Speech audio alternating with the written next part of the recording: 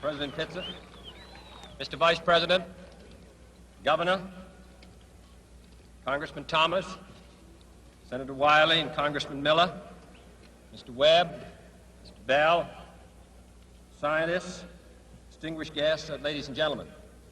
I appreciate your President having made me an honorary visiting professor, and I will assure you that my first lecture will be very brief. I am delighted to be here, and I'm particularly delighted to be here on this occasion. We meet at a college noted for knowledge, in a city noted for progress, in a state noted for strength, and we stand in need of all three. For we meet in an hour of change and challenge, in a decade of hope and fear, in an age of both knowledge and ignorance. The greater our knowledge increases, the greater our ignorance unfolds. Despite the striking fact that most of the scientists that the world has ever known are alive and working today, despite the fact that this nation's own scientific manpower is doubling every 12 years in a rate of growth more than 3 times that of our population as a whole, despite that, the vast stretches of the unknown and the unanswered and the unfinished still far outstrip our collective comprehension. No man can fully grasp how far and how fast we have come. But condense, if you will, the 50,000 years of man's recorded history in a time span of but a half a century. Stated in these terms, we know very little about the first 40 years, except at the end of them, advanced man had learned to use the skins of animals to cover them. Then about 10 years ago, under this standard, man emerged from his caves to construct other kinds of shelter. Only 5 years ago, man learned to write and use a cart with wheels. Christianity began less than 2 years ago.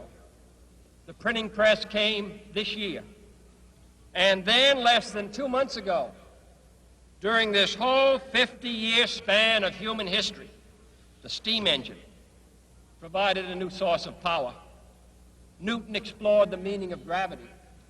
Last month, electric lights and telephones and automobiles and airplanes became available.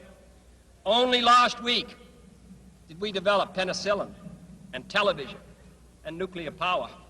And now, if America's new spacecraft succeeds in reaching Venus, we will have literally reached the stars before midnight tonight. This is a breathtaking pace, and such a pace cannot help but create new ills as it dispels old. New ignorance, new problems, new dangers. Surely the opening vistas of space promise high costs and hardships, as well as high reward. So it is not surprising that some would have us stay where we are a little longer, to rest, to wait. But this city of Houston, this state of Texas, this country of the United States was not built by those who waited and rested and wished to look behind them.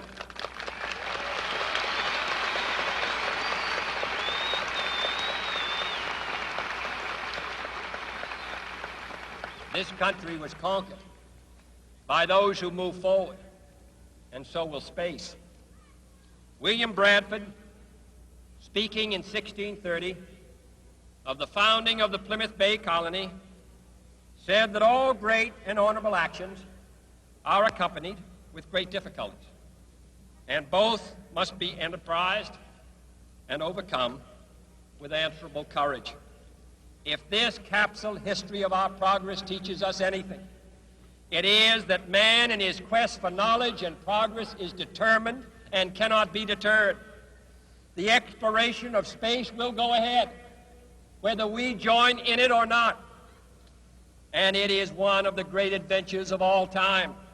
And no nation which expects to be the leader of other nations can expect to stay behind in this race for space. Those who came before us made certain that this country rode the first waves of the Industrial Revolution, the first waves of modern invention, and the first wave of nuclear power.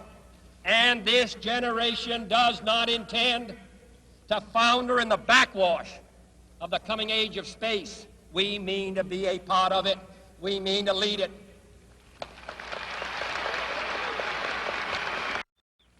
For the eyes of the world now look into space, to the moon and to the planets beyond. And we have vowed that we shall not see it governed by a hostile flag of conquest, but by a banner of freedom and peace. We have vowed that we shall not see space filled with weapons of mass destruction, but with instruments of knowledge and understanding. Yet the vows of this nation can only be fulfilled if we in this nation are first, and therefore we intend to be first.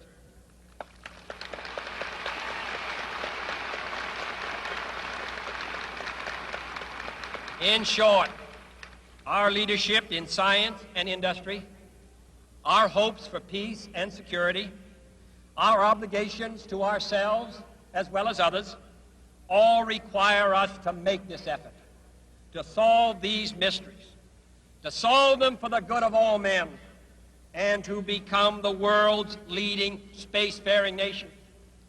We set sail on this new sea because there is new knowledge to be gained and new rights to be won, and they must be won and used for the progress of all people. For space science, like nuclear science and all technology, has no conscience of its own. Whether it will become a force for good or ill depends on man. And only if the United States occupies a position of preeminence can we help decide whether this new ocean will be a sea of peace or a new terrifying theater of war. I do not say that we should or will go unprotected against the hostile misuse of space any more than we go unprotected against the hostile use of land or sea.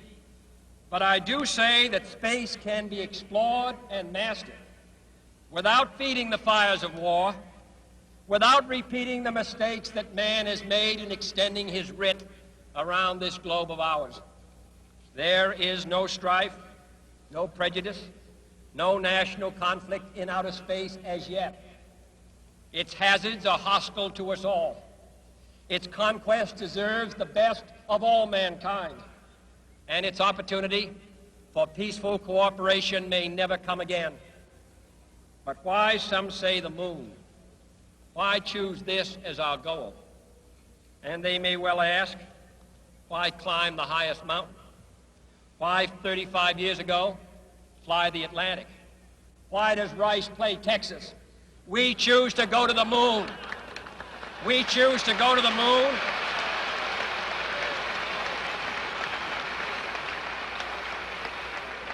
We choose to go to the moon in this decade and do the other things, not because they are easy, but because they are hard. Because that goal will serve to organize and measure the best of our energies and skills. Because that challenge is one that we're willing to accept, one we are unwilling to postpone, and one we intend to win, and the others too. It is for these reasons that I regard the decision last year to shift our efforts in space from low to high gear as among the most important decisions that will be made during my incumbency in the office of the presidency. In the last 24 hours, we have seen facilities now being created for the greatest and most complex exploration in man's history. We have felt the ground shake and the air shattered by the testing of a Saturn C-1 booster rocket, many times as powerful as the Atlas which launched John Glenn. generating power equivalents to 10,000 automobiles with their accelerator on the floor.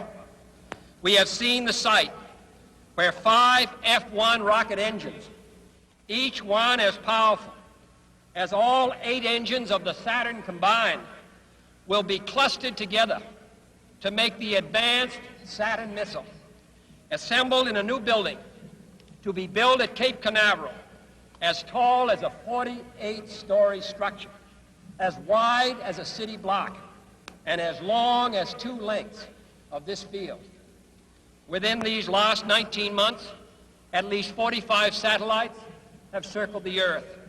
Some 40 of them were made in the United States of America, and they were far more sophisticated and supplied far more knowledge to the people of the world than those of the Soviet Union. The Mariner spacecraft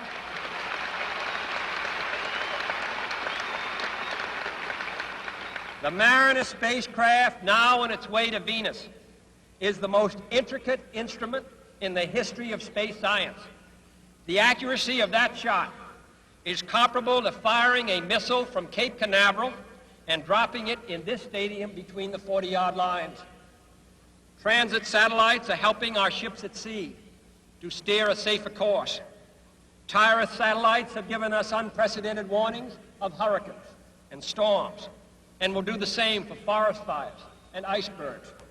We have had our failures, but so have others, even if they do not admit them, and they may be less public. To be sure,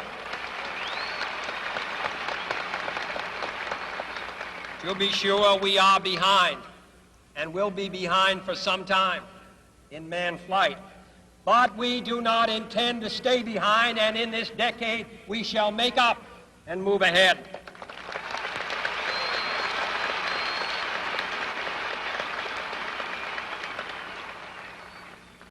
The growth of our science and education will be enriched by new knowledge of our universe and environment, by new techniques of learning and mapping and observation, by new tools and computers for industry, medicine, and the home as well as the school. Technical institutions such as Rice will reap the harvest of these gains. And finally, the space effort itself, while still in its infancy, has already created a great number of new companies and tens and thousands of new jobs. Space and related industries are generating new demands in investment and skilled personnel, and this city and this state and this region will share greatly in this growth. What was once the furthest outpost on the old frontier of the West will be the furthest outpost on the new frontier of science and space. Houston,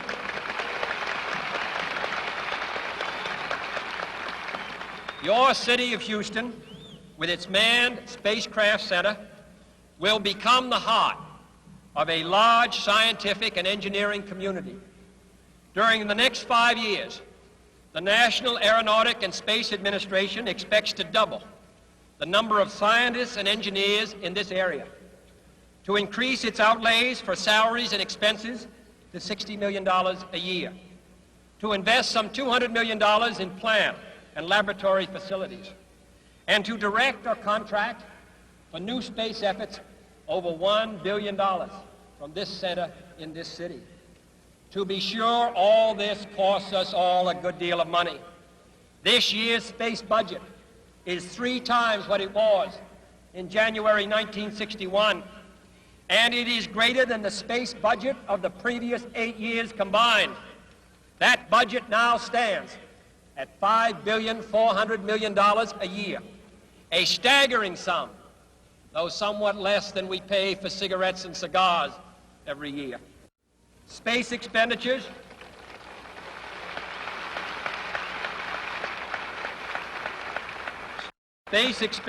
will soon rise some more, from 40 cents per person per week to more than 50 cents a week for every man, woman, and child in the United States.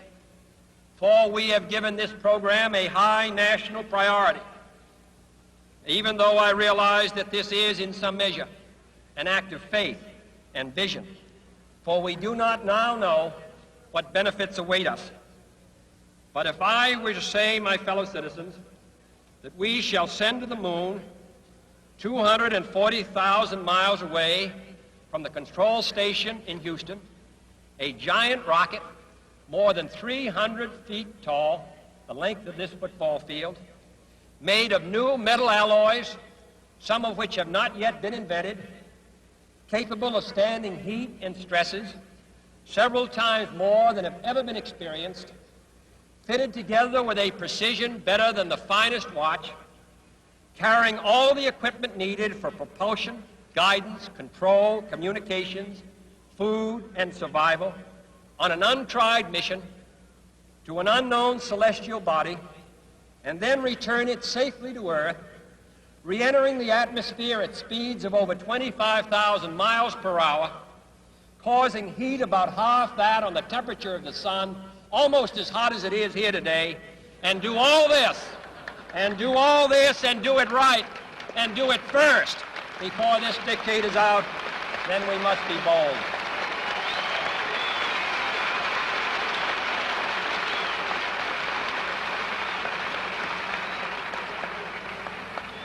I'm the one who's doing all the work, so we're just going to stay cool for a minute. However, I think we're going to do it. And I think that we must pay what needs to be paid. I don't think we ought to waste any money, but I think we ought to do the job. And this will be done in the decade of the 60s. It may be done while some of you are still here at school at this college and university. It will be done during the terms of office of some of the people who sit here on this platform. But it will be done. And it will be done before the end of this decade. And I am delighted that this university is playing a part in putting a man on the moon as part of a great national effort of the United States of America.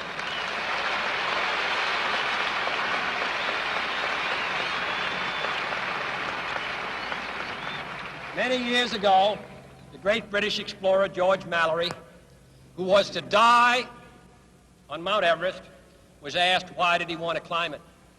He said, because it is there. Well, space is there, and we're going to climb it. And the moon and the planets are there. And new hopes for knowledge and peace are there. And therefore, as we set sail, we ask God's blessing on the most hazardous and dangerous and greatest adventure on which man has ever embarked. Thank you.